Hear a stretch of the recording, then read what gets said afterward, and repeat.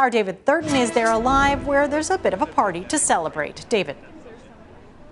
Yeah, Amy, it's a bit of a party here on Windsor Street. I'm here with the Halifax Cycling Coalition. As you can see, there is cake and they're handing it out to cyclists to celebrate the new bike lanes that are here on Windsor Street.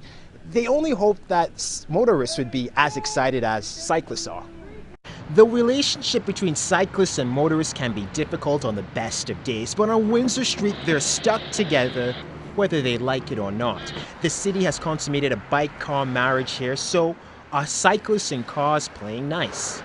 The problems that we've been seeing are after hours and in the kind of early morning hours, weekends and evenings, where cars are still used to the old parking stalls that were here up until a couple of weeks ago. Ben Wedge is the co-chair of the Halifax Cycling Coalition. He says there are some growing pains in this new relationship. The major conflict we saw was this weekend when there were over a dozen cars parked outside of the churches.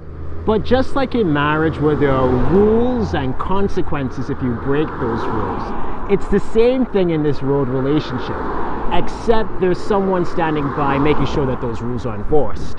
There's markings everywhere along there that it indicates a bicycle lane, and it's a solid white line, so you can't cross a solid white line anyway. Bike officer Shawn Currie is reminding drivers of their road vows and giving some a timeout. Cars aren't the only ones that are guilty. Delivery trucks share some blame.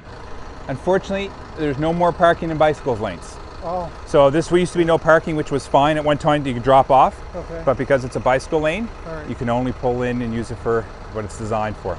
But to avoid any conflict, the best advice, just stay out of each other's lanes. Of course, there are two exceptions: if you're yielding for police or an ambulance. The second time is when a vehicle is turning left, you're allowed to go around that vehicle, but you can only go in that if you yield to a bicycle that's already in the lane. So the bicycle will have the right of way.